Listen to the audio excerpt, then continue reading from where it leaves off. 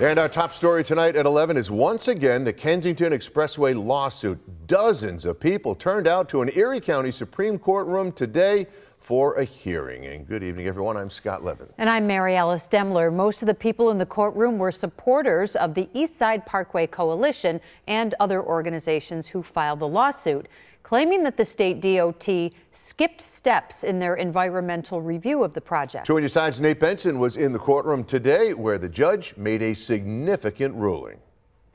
Good evening, Scott and Mary Alice. It was a jam-packed courtroom as the latest chapter of this Kensington kerfuffle played out in front of a judge. Somewhere between 50 and 75 supporters turned out to Erie County Supreme Court Friday afternoon for what Judge Emilio Koliakovo called a very contentious case.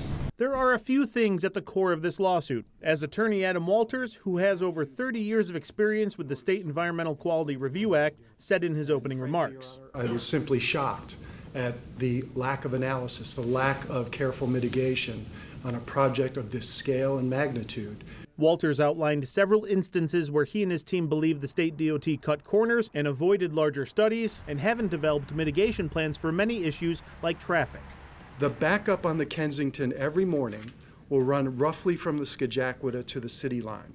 After 45 minutes or so, attorneys for the DOT had their chance to respond, and they said the DOT produced hundreds of pages of analysis, including traffic analysis during and after the tunnel is complete. There's 3 different time periods that DOT analyzed potential traffic impacts with us. Well, what about the effect that it's going to have, though, around the time that it's being constructed? Exactly. There's no significant impact expected. It's hard to believe. Wait. Ladies and gentlemen, not allowed. Your Honor, that's what the analysis shows. While the state made their case that the project won't have significant impact on the community, Judge Koliakovo, however, said this from the bench. I think most people will look at this project and say, there's no way you can undertake what is being contemplated here without it having an environmental impact that will affect the adjoining and adjacent neighborhoods as it's obvious.